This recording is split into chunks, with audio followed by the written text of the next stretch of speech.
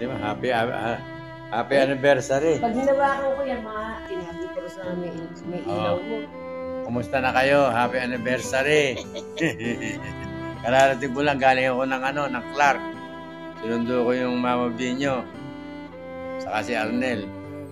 Kaninang tanghali kasi, hindi ko na asikaso. Ngayon pagdating, kaya nga yung video mo ni Kirang lang, hindi ko masagot, nagdadrive ako, abot ng tunog ng cellphone ko. O, kumusta na kayo dyan? Happy anniversary. Ngayon ba anniversary? Ay, kahapon yata. Kahapon pa yun. Kahapon, na-late kami. Hindi ba, binati ko naman sila ng happy anniversary kahapon eh.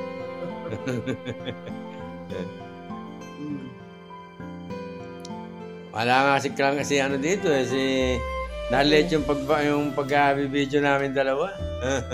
Handa, doon sa ano nyo, sa anniversary. O, nanay mo. Tagilid naman. Ayan, ganyan. Ayan. Happy anniversary. Na-late, kahapon dapat eh. Oo nga.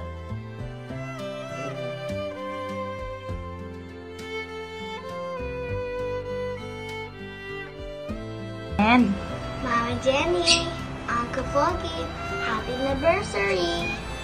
Happy anniversary, bro, and DJ. Many more years to celebrate. Happy anniversary.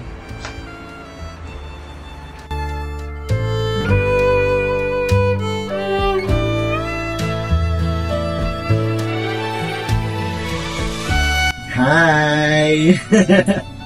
Happy wedding anniversary, Kuya and Sis Jen!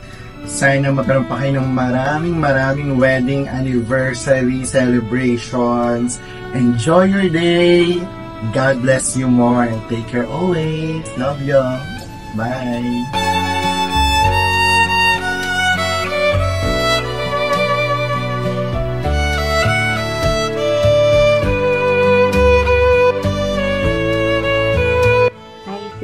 Kuya, happy anniversary. God bless your marriage. Enjoy your food. See you soon. Love you.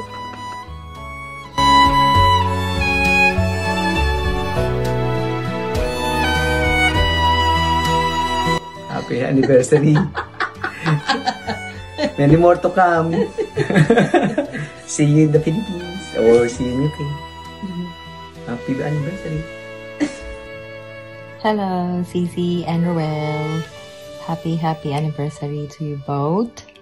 I am praying and wishing that God gave you many more years together, spent together.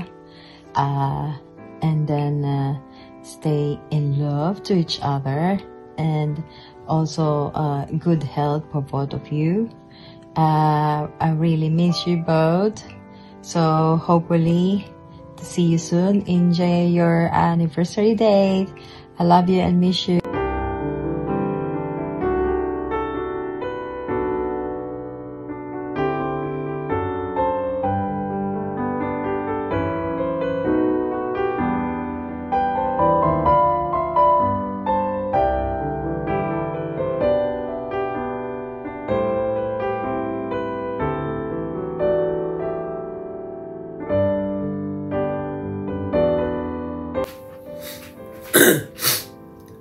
Happy anniversary po sa inyo, Tito Roel at Tita Jen. Thank you po at naging isa po yung magandang ehemplo po sa akin, hindi lang po sa physical kundi rin sa spiritual. Thank you po at naging sobrang nakapagpatibay po kayo in terms of sa spiritual life niyo po. Happy anniversary, Kuya Roel and Ate Jen. I know it's been hard, pero sino bang walang problema? Sino bang hindi dumaranas ng kapighatian sa naman? Lahat naman tayo may mga asawa, dinaranas yan. Pero nakita ko sa inyo kung paano kayo nagpahubog sa Diyos ni Jehovah. Kaya naging totoo sa inyo yung nasa Efeso 4:2-3. Gusto kong basahin ito.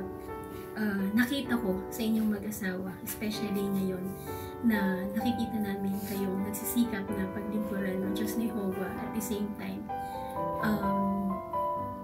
hubugin ng mga anak nyo ayon sa mga pamatayan ng Diyos ni Jehovah. Sabi dito, tunay na mapagpakumbaba at mahinahon, matiisin na nagpapasensya sa isa't isa dahil sa pag-ibig, at pinagsisikapang mapanatili ang kapayapaan para maingatan ang pagkakaisang dulot ng Espiritu.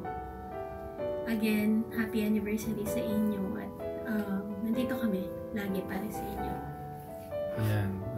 Happy anniversary sa inyo, Kuya Roel at Ate Jen. At maraming salamat sa inyo bilang pamilya,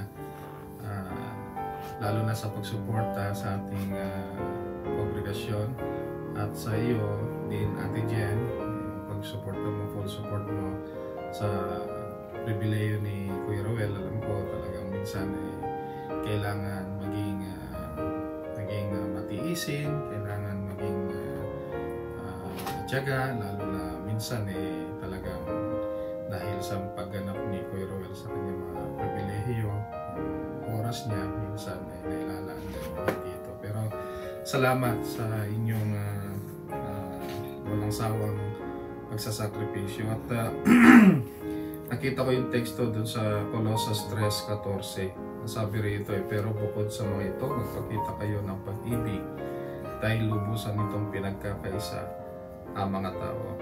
Yung sa, kung titignan natin yung konteksto, yung asterisk ng pinagkakaisa mga tayo, yung dahil ito ay perpektong big kiss ang pagkakaisa. Kaya muli, maraming salamat sa inyo at happy anniversary, Kuya Roel and Ate Jen.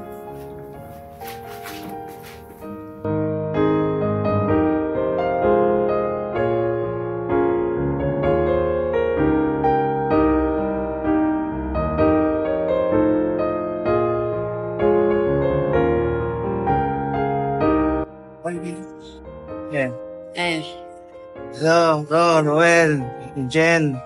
Happy anniversary.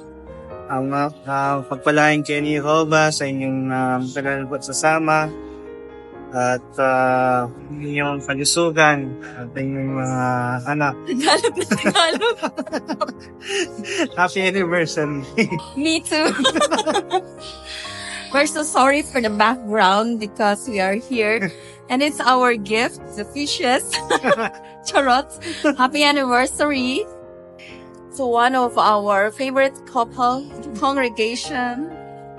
We always love you, brothers and sisters. And I'm still thinking of a gift. I'm really confused. Lumalangoy pa yung yung mga regalo niyo. Happy anniversary. Happy anniversary ulit. Mua mua.